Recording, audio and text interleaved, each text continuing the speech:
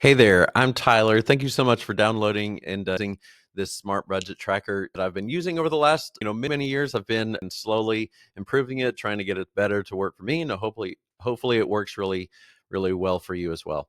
I wanted to kind of put this together just to kind of show you exactly how to set it up. It's really important that you set it up correctly so that it can be used to the best of your ability. So number one, you want to go through and start by creating your budget here, your normal regular budget. So if you have a regular paycheck that you can count on every single month, or you have kind of a general approach, here's about how much. If you have like an average, usually I make this much per month, put that in right here. So I'm just going to say $6,000 just to kind of make the math a little bit easy. I know that some people are going to be a lot less than that. Some of you are going to be a lot more than that. The cool thing is it really doesn't matter. This budget has helped me through a whole lot. During the time whenever I was unemployed, we were able to track every single dollar using this budget, and it really helped us out a whole lot. So the first thing you're going to do is put that expected income right in there. And then usually for the typical budget, you don't actually, because you see that as, whenever it comes in. Like if someone forwards you, $30 in Venmo money or something like that, it'll appear in your budget that way. And also transfer from another account if you have a savings account or something like that. Again, you don't put those two in your typical budget plan.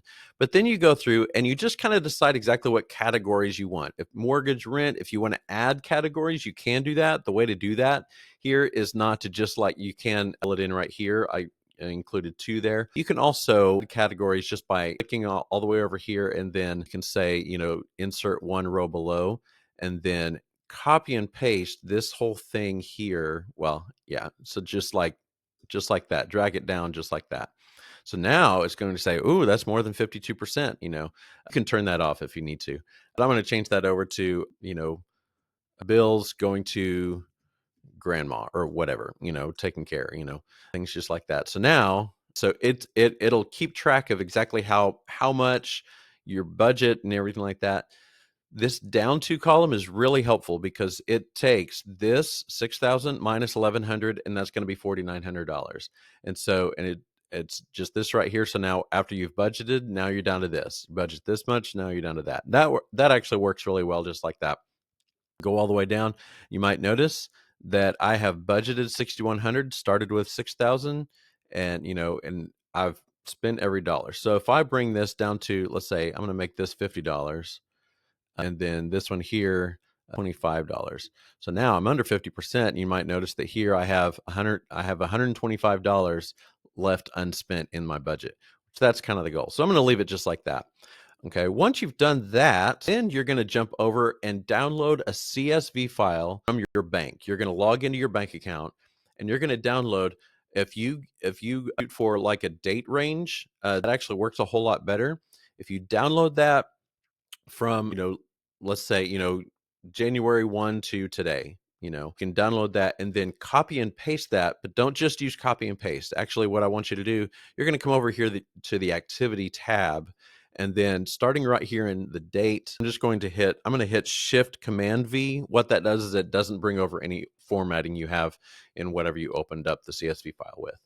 Okay, so you might notice that automatically changed color on a couple things. So you might need to adjust the columns in this before you bring it over, before you copy and paste it. So you just want to make sure that matches whatever is in your CSV file. So you can add a column here, whatever. You can hit right click and then, insert one column right or one column left or whatever, But you just want to make sure that whenever you copy and paste, it'll go exactly into the correct columns on here. Okay, so once those are there, then you're going to go through and you're going to select categories. I'm going to notice, first of all, that I have two here for payroll, which is really, really great. And I'm going to show you a shortcut that I created not long ago. I'm going to just copy and paste that over to autopilot categories. I'm going to put that right here. And now whenever I see payroll, what I want to do is I want to call that expected income. So now, without me having to do anything, it automatically selected expected income. So Venmo, I'm gonna say that's extra income. Then Ubers, that's going to be transportation variable. You can go through and you can select whatever you want. So I'm going to do these for you, and I'll be right back. All right, I went through and just like selected, the best of my ability. This is just an example.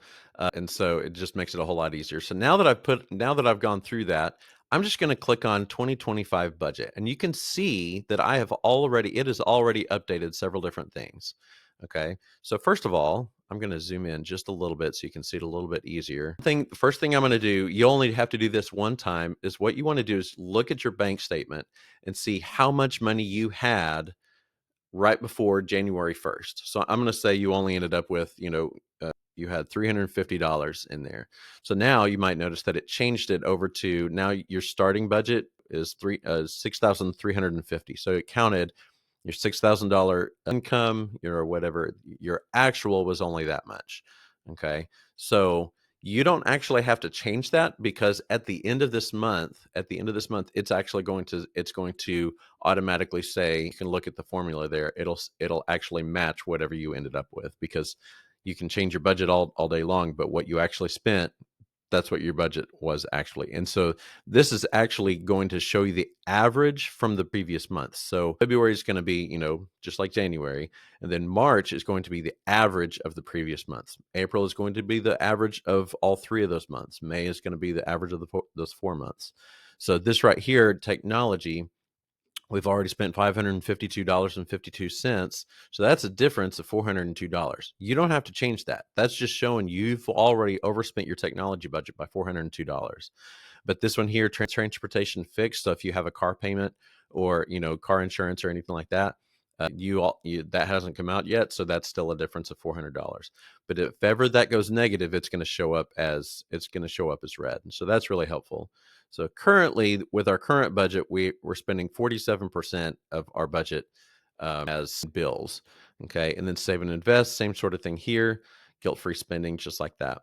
So the biggest advantage to using a budget like this is you are actually able to see, if I continue this behavior, what will this look like for the rest of this year?